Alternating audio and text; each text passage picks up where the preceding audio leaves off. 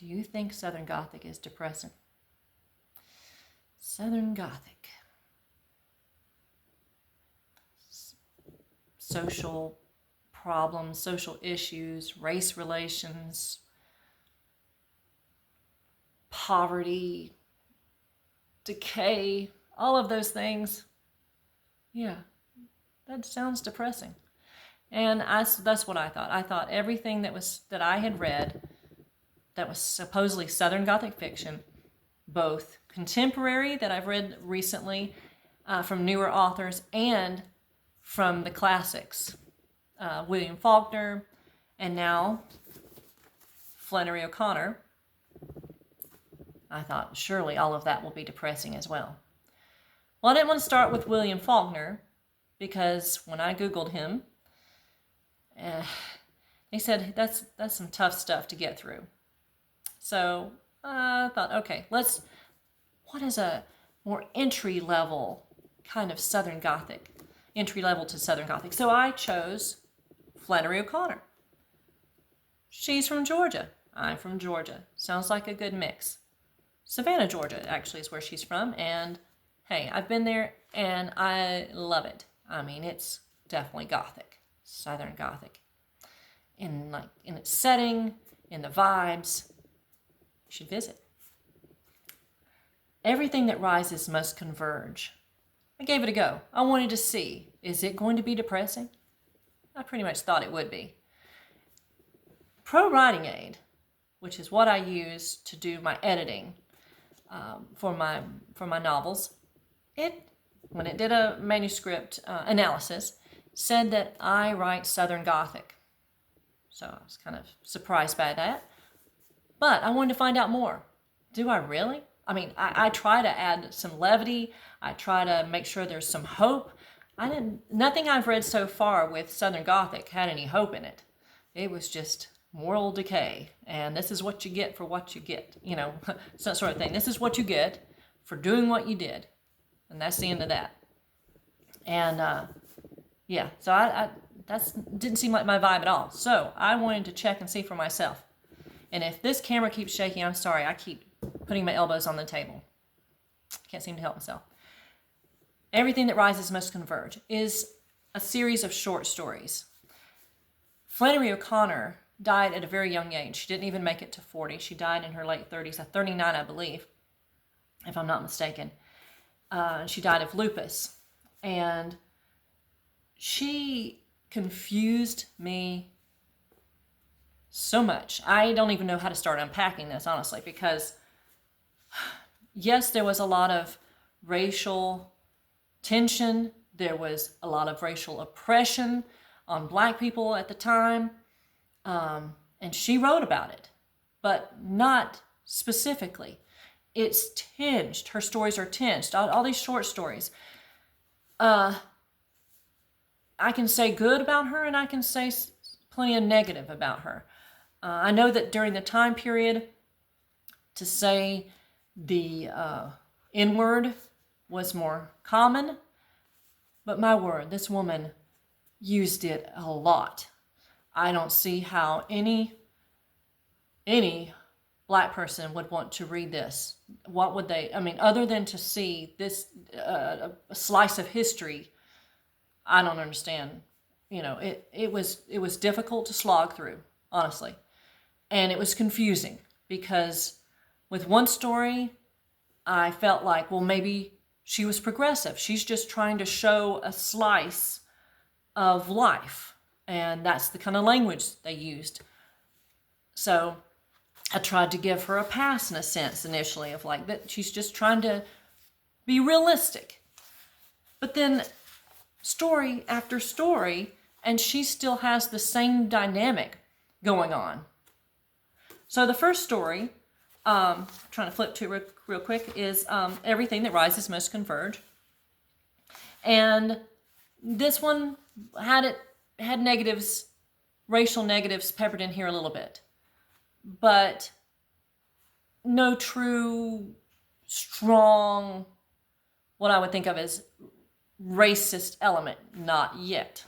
And then I got to the next story, and it also didn't. And in fact, the next one, called Greenleaf, was quite an interesting story. So that's one of her pluses.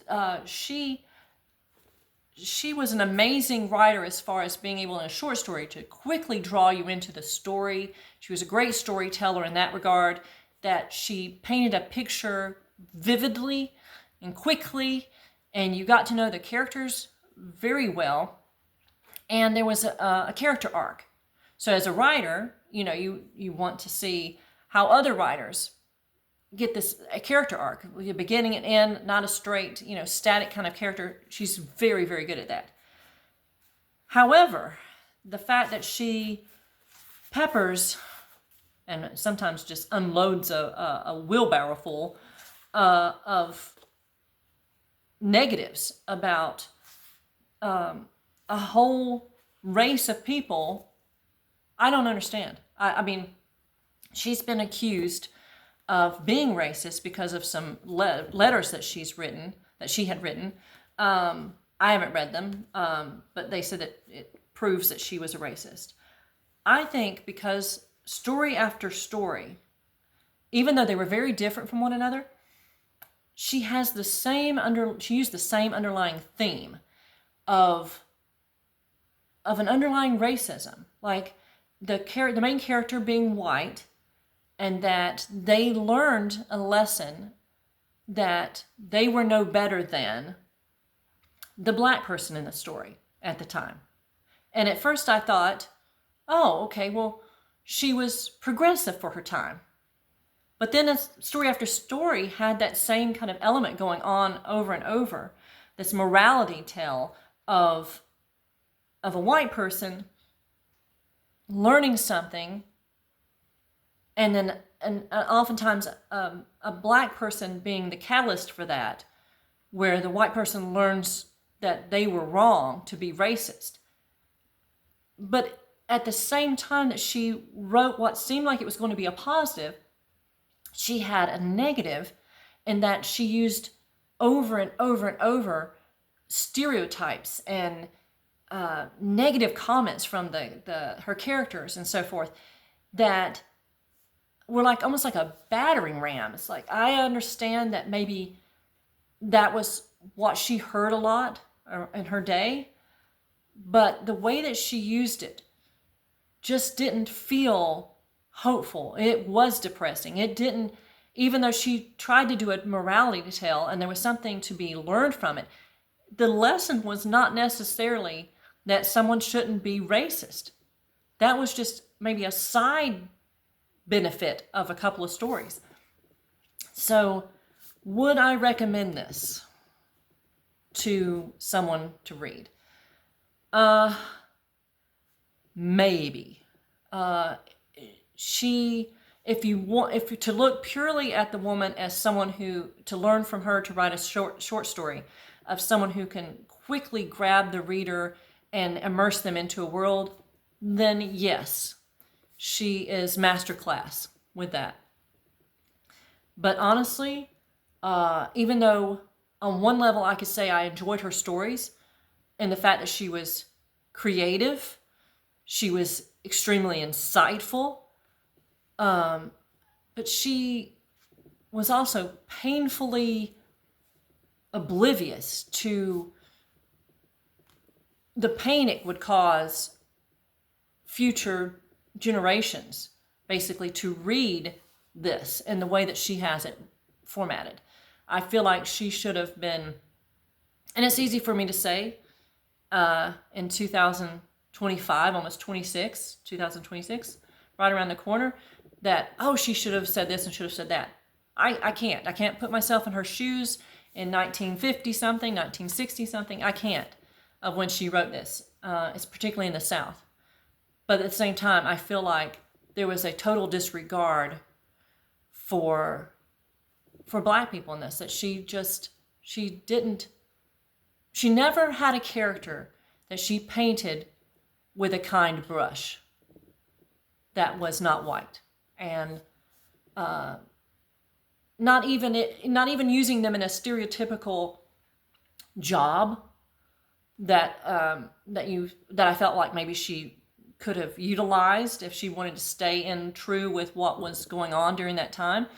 Why did all of the characters that were white learn a lesson? And a lot of them even died for their lesson, it seemed, in this, or I don't want to say a lot, but a couple, 2 or 3 or so. But none of the black characters were painted in a good light. I don't understand that. Even if they weren't totally negative, they were still not respected, in my opinion. So, would I recommend it? No, not really. I don't think I would. Would I want to reread it? No, not really. Like I said, the stories pull you in and repel you at the same time. Yes. So that's basically. I was going to go through story by story initially. I had wanted to do that when I planned this out a few weeks ago. That for you all to join me and we'd walk through it and talk about it, but it's hard to talk about because there's so much to unpack here, and honestly, I just don't want to get into that kind of tug and pull. I don't want to offend anybody. I don't want to get into that kind of tug and pull because I grew up in an area in Georgia, and I'm in my mid-50s, and almost late 60s now. 50s. I said 60s. Wow, I'll turn a corner and there I'll be. I'll be in my late 60s. But I grew up in a place in Georgia, in rural Georgia, that there were people who were very racist, and they said a lot of the things that she says, but not even to the degree this woman says it. I mean, she's writing a book and she can't just use it enough for us to get the understanding of it. She had to just keep peppering it, just so heavy in some of these stories. And even though I had experience with hearing some of it around me growing up, this was even shocking for that. So I grew up with a racist father, and so the knee-jerk reaction was, especially in and I say semi-Christian household that was supposed to be a Christian household, but yet he still was racist. That she touches on that. She's Catholic, or was Catholic. She's passed now, but so she says everything from a Catholic point of view, which, by the way, is not common in the South, especially in Georgia, Catholic churches. So her perspective with that was a little different than mine, and I think a lot of people's growing up in the South, in Georgia. But having heard a lot of negative things growing up, I didn't see that is something that I believed, and that I certainly didn't want to perpetuate it. And I feel like the way she wrote, she's perpetuating the negative, not the positive, even if that's what she intended, was to try to be progressive and to stimulate thought. I don't know. I can't get in her mind. And of what, I haven't read anything yet. I don't know if I want to at this point, but I haven't read anything that says what her full intent was when she wrote these stories. But I don't see them as a positive thing. The only positive I can think of is that it makes me glad that I was not born and living in that time. I was born in 1969, so I was on the tail end of it. And by the time I was in high school, yes, there was still racism. There was still a lot going on. In fact, I'm going to be writing a book that involves some of what went on in my high school with the KKK and everything, the crazy stuff that was going on briefly while I was in high school. And so it was still around, not to the degree that in the 50s and 60s, but it was still around. And even in the 90s, there were still people hanging on to these beliefs.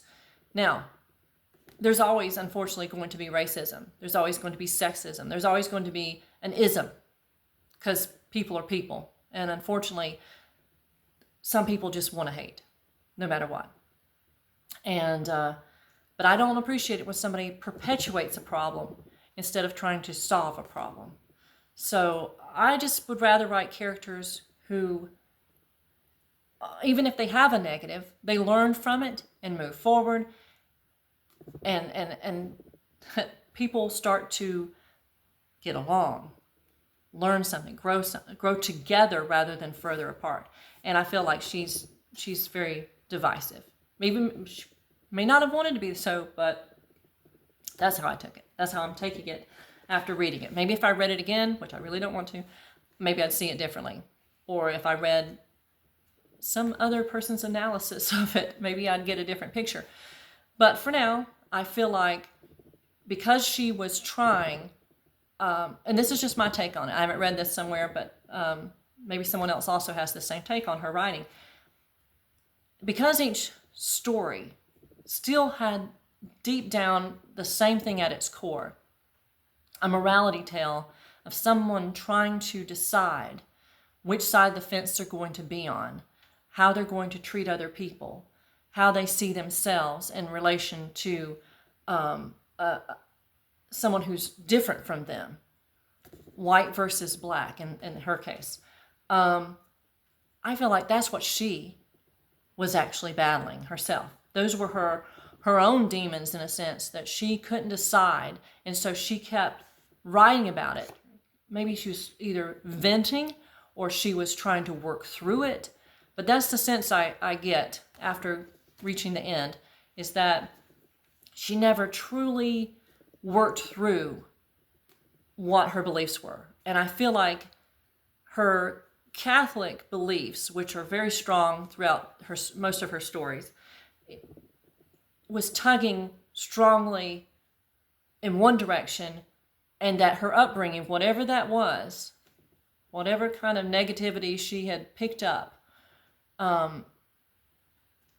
she was battling against that. And I feel like she wanted it to be one way, and that reality had her too entrenched in the old South in some way. So I don't know, because something seemed so progressive, and then she'd step right back, it seemed, in another story. And I felt like she just kind of kept trying to figure herself out as she wrote each story. And I think that's why each story has the same chorus, that she never came to grips with anything. I don't think she ever truly knew what she was going to stand on.